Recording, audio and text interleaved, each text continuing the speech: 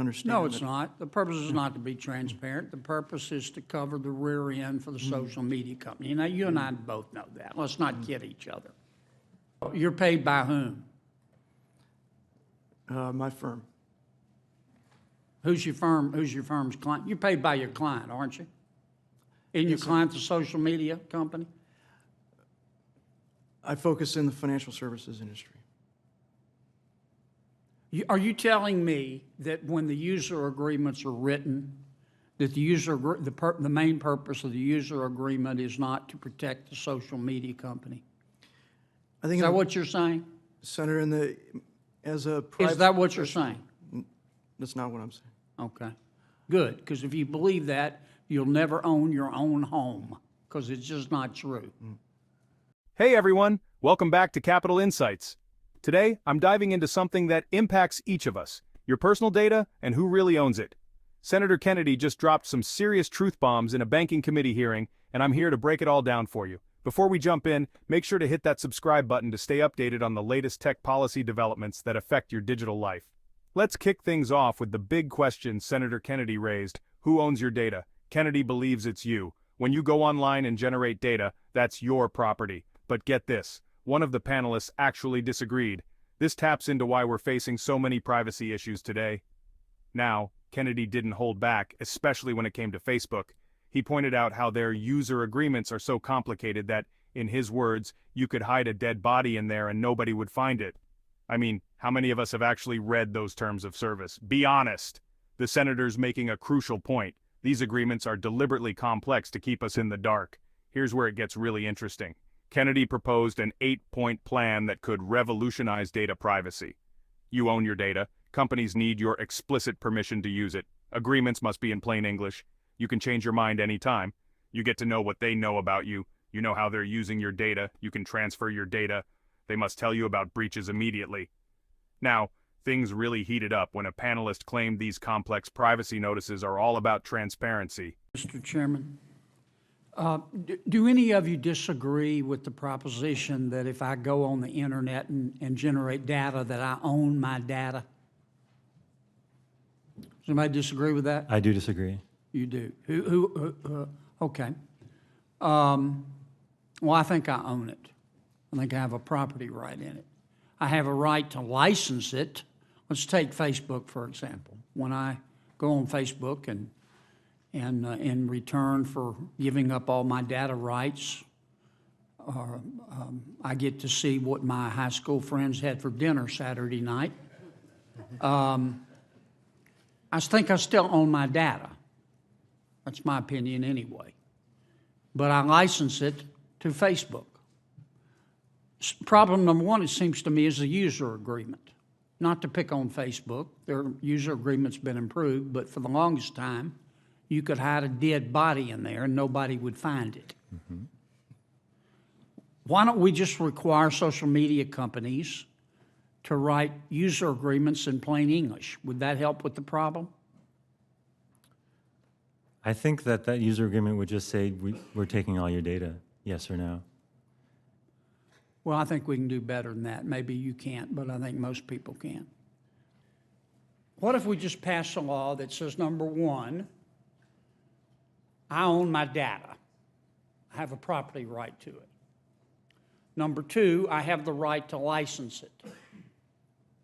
But it has to be knowing and willful. Number three, the user agreement through which I license it has to be written in plain English so that a person of average intelligence can understand it. Number four, I have the right to change my mind about licensing it. Number five, I have the right, and the social media companies can do this by just putting a simple icon on their platform. I have the right to not only to know what data the social media company has about me, but the analysis, their analysis of that data. Number six, or wherever we are, I also have the right to know what the social media company is doing with my data. Number seven, I have the right to transfer my data. And number eight, I have the right to be notified immediately if my data is breached. Now, what if we just did that? Isn't the problem solved? It comes back to the ownership of data. If I'm part of a group conversation, who owns that conversation? Is it just me? Is it evenly split between participants? That's the part that I stick on. I understand. We just disagree on that. Mr. Klein? So I help companies write some of those privacy notices that are long and difficult. And I can say that the goal is to be extremely precise and detailed for the purpose of being very transparent, and I can understand No, it's that. not. The purpose is not to be transparent. The purpose is to cover the rear end for the social media company. Now, you and I both know that. Let's not kid each other. I approach that part of my job with that goal of transparency. Well, you're paid by whom? My firm. Who's your firm? Who's your firm's client? You're paid by your client, aren't you? Isn't your client the social media company? I focus in the financial services industry. Are you telling me that when the user agreements are written, that the main purpose of the user agreement is not to protect the social media company? I think Is that what you're saying? Senator, as a Is private, that what you're saying? that's not what I'm saying. Okay, good, because if you believe that, you'll never own your own home, because it's just not true.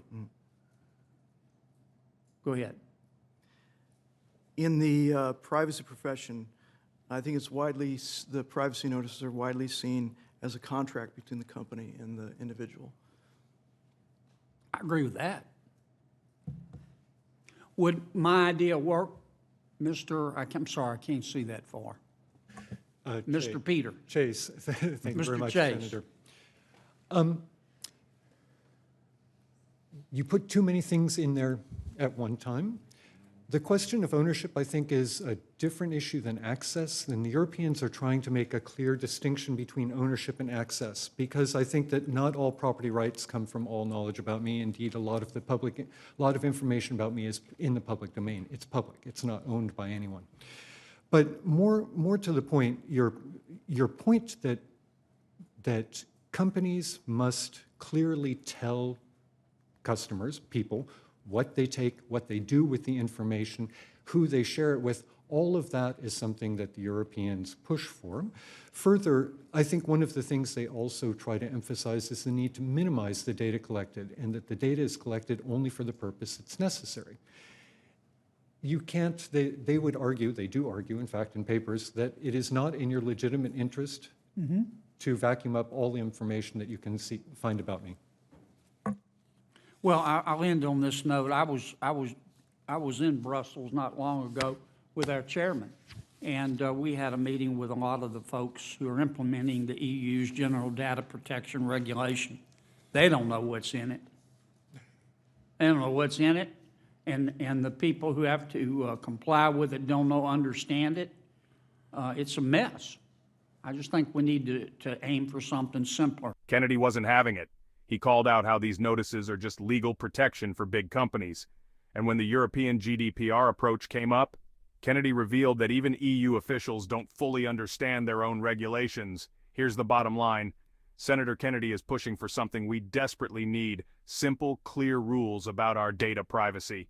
If you're concerned about your online privacy and want to stay informed, hit that subscribe button on Capital Insights and smash the notification bell.